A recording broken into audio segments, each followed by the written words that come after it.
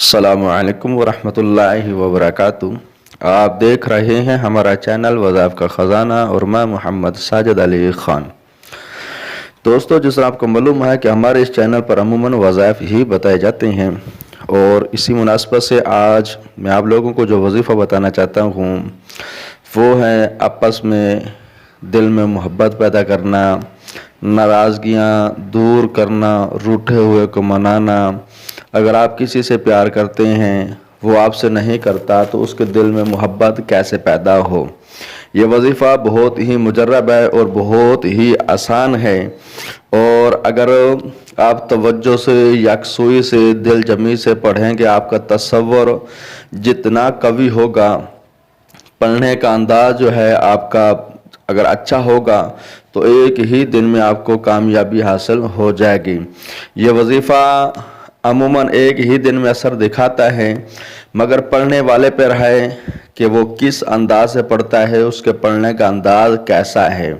चलो दोस्तों, वजीफ़ा बताने से पहले अगर आपने अभी तक हमारा चैनल सब्सक्राइब नहीं किया तो सबसे पहले हमारा चैनल सब्सक्राइब कर लें, बेल आइकॉन को ऑल नोटिफिकेशन पर ओके कर दें, ताकि जब भी हमारी नई वीडियो आए तो सबसे पहले आपको उसका नोटिफिकेशन मिल सके।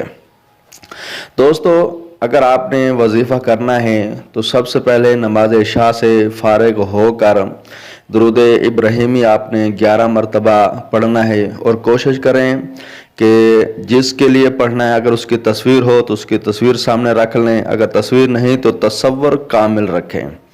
11 मरतबा दुरूद इब्राहिम पढ़कर फिर आपने सूरत रहमान के आयत नंबर 21 को आपने 111 मरतबा पढ़ना है।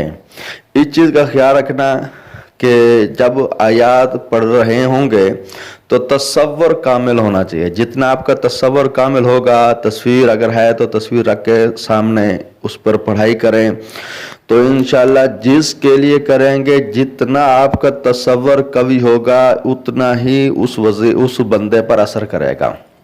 ये लड़की और लड़के दोनों कर सकते हैं आपस में एक दूसरे पर। तो इंशाल्लाह आपको इस वजीफे में बहुत ज़्यादा कामयाबी हासिल होगी, बहुत ही मुजरब है।